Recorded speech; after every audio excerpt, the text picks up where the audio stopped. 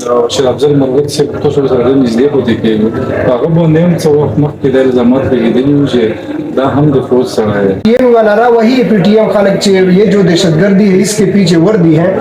نو زه په خپل ذهن کې دا ویم چې آرمی یا اسټیبلیشمنت دا احسان په زونو غني چې دا نارا په دغه په ځخال وਹੀ ځکه چې کم از کم دا دغه خبره ثبوت ته چې زه تو وخت دور غنم دوی غي غوري زینا چې کله زه تو نه شټ اپ کال در کوم چې زمانه ته خو چې شایم نه زه خو بینن نه بعد ماستر مایند ته یو دوم امریکا به زه یو دوم ځکه چې ته خو بیا شایم نشوي ګام کوم کو زه شاهنشاه افریدی یم او مسرا نوسته ایڈوکیټ عدنان سمی الله افریدی چې څوک د انصاف یوث وینګ ډیپټي جنرال سیکریټري اسلام آباد عدنان به چې کوم د ټول وخت شو زه شکریا مده کوم چې موږ وخت وکړو دا نه عدنان شارټ انټروډکشن به زه داسې کوم چې د نن پښتنو لا څومره هم ایشو درڅی په عدالتي لیول باندې یا قانوني سطح باندې نو دلته دوه همیشه د دوه خلکو سپورټ کړه ته وایي چې قبایلی ازلا کې کوم مظالم شوي کوم ظلمونه شوي کوم جبر شوی دا غیر پورا تاسو وکلا څومره کردار ادا کړی بسم الله الرحمن الرحیم اول خو ته ډیر شکریا چې وخت کو روغلې موږ سره کېنوسته هر کله روشه کته منشي ترڅو پرې فاټا کې د وکلا رول دی په خصوصي تور باندې دغه مظالم خلاف د وکلا چې کوم رول دی نو هغه یو ډیر کلیر رول دی او کلیر رول په دغه شکل کې دی چې هغه د اف سی آر لکه فرنټیر کرایمز ریګولیشن یو کاله قانون په فاټا باندې وو چې په هغه کې مطلب ټول چې کوم اختیارات وو هغه یو د پولیټیکل ایجنټس وو وکیلم پولیټیکل ایجنټ وو ججم پولیټیکل ایجنټ وو بس آلینال وو چې هغه څه وختل هغه به کېدل نو وکیلونو خو زه هم چې ټولو نه غټ کردار دا ادا کړو چې فاټا نه فرنټیر کرایم ریګولیشن ختم کړو او فاټا نه چې کوم دی عدالتونه چې کوم دي د ایکسټینشنل پټولا فاټا کې سیول کورټس سیشن کورټس او مطلب دا چې های کورټس پر ټول دا چې کوم دی کوم لون دی سیټل ایریاز لا په عدالتي نظام کې کومه حصہ هغه قبول علم ملو شو نو زه هم چې ټولو نه غټ خدمات وي چې کوم دی دغه ټولو مظالم او خلاف وکیلونو دا غدای چونکه کتون کو نام به تاسو موږ سٹارټ کیم وچ د پولیټیکل اکټیویسټ هم دی نن به تاسو نه دا په لارم چې څه وخت مخکې تاسو محب وطن یوث پارټي تحریک شروع کړو او دا الزامات هم ډېر د باندې لګیدي په سوشل میډیا باندې که تاسو وګورئ د سیبو فور سره تاسو پکچرز وګورئ خلک وایي دا اسټابلیشمنت د تحریک شروع کړه نو آیا په دا چې کوم الزامات دي د حقایق کې کنه تاسو الزامات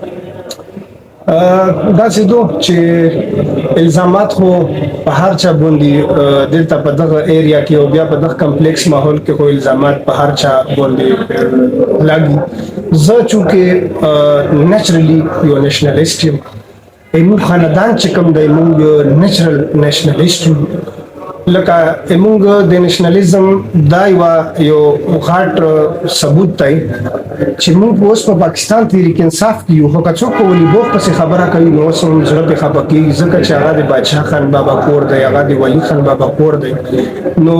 همدغه شونته کڅوک د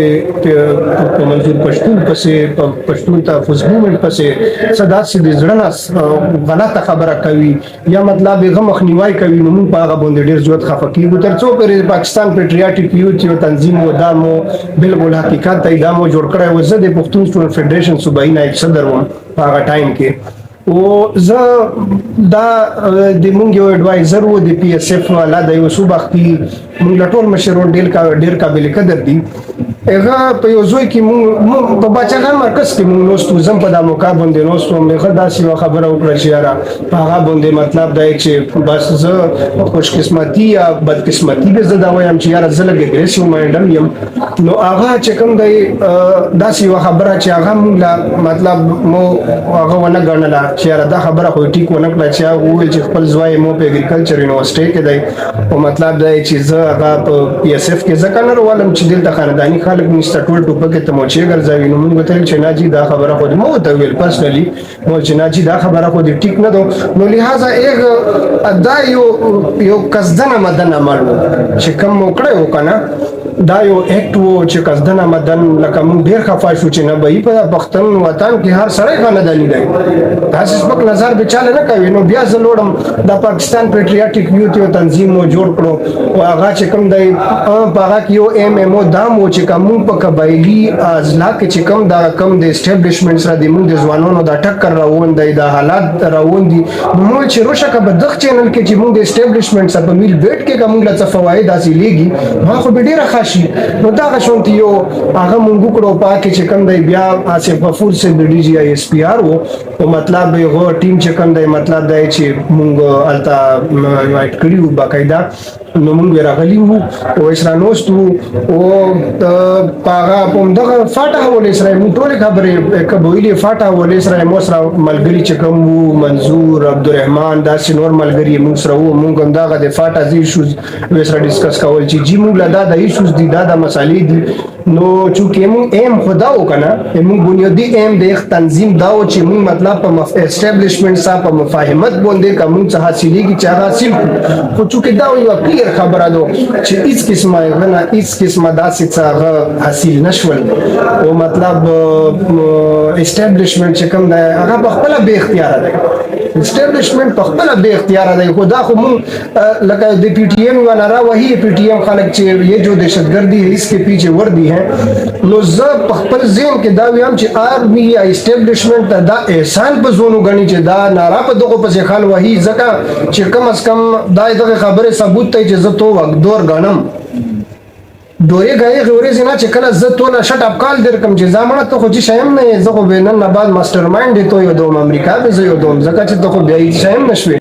نو بهرحال د دغه چلو د تنظیم خبره و دا خو داسې یو هغه مو یو خپل مطلب هم په دا کې بنیادی مطلب دا چې کا مفاهمت سره اسټابلیشمنت سره په مفاهمت کې مون قبایلی ځوانان وسرکین او په مفاهمت باندې څه اچیومنټس او کو ایجوکیشن په مت کې وی کا انفراستراکچر په مت کې وی خو چې مون قبایل ولا په فایده ورسیږي خو چونکه هغه شای و نشو او کلیر کټلی لکه هغه شای بالکل دا تجربه موږ نه کوم وخته ناسب یو بل لکه که تاسو سوچو کو په پښتنو کې دا یو عام خبره ده چې کوم سړی لکه تیز پچا ورتي لکه اوس مطلب زه به یو اگزامپل درکم خبر کې خانوالي سي دا نور مشرون دي چې څوک هم په اسټابلیشمنت باندې ټاکنه کوي خلک وی چې دا اسټابلیشمنت سره ځکه چې دا چې نه داس اوس منظور هم خلک دی او زه به روشم د پی ټی آی څنګه ته تعلق هم د پی ټی آی سره دا شیر افضل مروت سے تاسو سره نږدې پوتې کې هغه باندې هم څو وخت مخکې د الزامات لګیدل چې دا هم د فروز سره نو تو سم نږدې وخت لګړه دا حقایق سره خبره کوي شیر افضل مروت صاحب چې کوم دی دا د مو سینیئر دی او زه غسرا باقاعده په چمبر کې پریکټس کوم په مروت راټا کې دلته په شامبود کې او شیر افضل صاحب چې کوم دی شیر افضل صاحب د خاندان نه ډیر یو مضبوط سړی دی دغه فیملی وایس ډیر یو مضبوط سړی دی بل هغه چې کوم دی روغ هغه 18-20 سال جوډیشري کې تیر کړی دی ججی کړی دو دریم چې کوم دی هغه دومره یو کمیټډ سړی دی چې دلته په وکیلونو باندې دومره ویلور دی په اسلام آباد بهر وکیلونو باندې چې په وکیل لا څوک په کاغذ ترګو کې نو دای ټول نه مخکې لا ویلور نو زه خدا ویم چې د اسټابلیشمنت سړی کو بالکل نه دی تر څو پرې چې مونږ لا پاته دو هیڅ قسمه نه داسې سره وابط نه داسې نوستا ویلوړه دای چې باشتای صرف او صرف دا په خپل بهادرۍ باندې په خپل توپ باندې په خپل د پښتون کو باندې دای خلک به لکه پہچان څنګه کوي چې دا کاس مخلص ته وګڼل د مخلص او د نه مخلص پہچان ونن سبو ډیر زر زکه کیږي چې نن سبو اوس اویرنس راغلو اوس خو تعلیم ډیر زیات اویرنس راوستو او هغه کلیر کړ چې کله مین داس یو ټایم روشي کنه نو هغه کینی زکه چې د مونږ بعض خلک داسې ایشوز وی چې کله هغه د ډن خبره روشي کله مین موکل روشي لکه داسې خلک پوری پی ټی ایم سای سینې ډباولې چې موږ سویلوډ خو چې کله پی ټی ایم رښتیا ومنلو کړو پښتون قومي جرګې نو بیا هغه خلک ډېر داسې خلک وو چې په شا کېناستل فرنټ لنرتل نو بس دا نه بیا پته ولګي چې څوک چا سړی دی او څه پوزیشن پښتون قومي جرګه وشوه ته هم پکې شرکت وکړو د ټول پښتنو مشروع لیډرشپ پکې راغلی و تاسو څه ګڼو ډېر خلک داسې وایي چې هغه د لکه هېڅ ریزلټس نشته تاسو که وګورو اوس بدامني لږه افتاد وی نور هم سیوا شوې ده آیا د دې په فیوچر کې څه ثمرات شته د پښتنو د پښتون قومي جرګې حواله سره خو به زه دا وایم اول خو به زه دا خبره وکم چې په موجوده ټایم کې د پښتنو د سیاسي قیادتونو نه زړه مړ شوی دی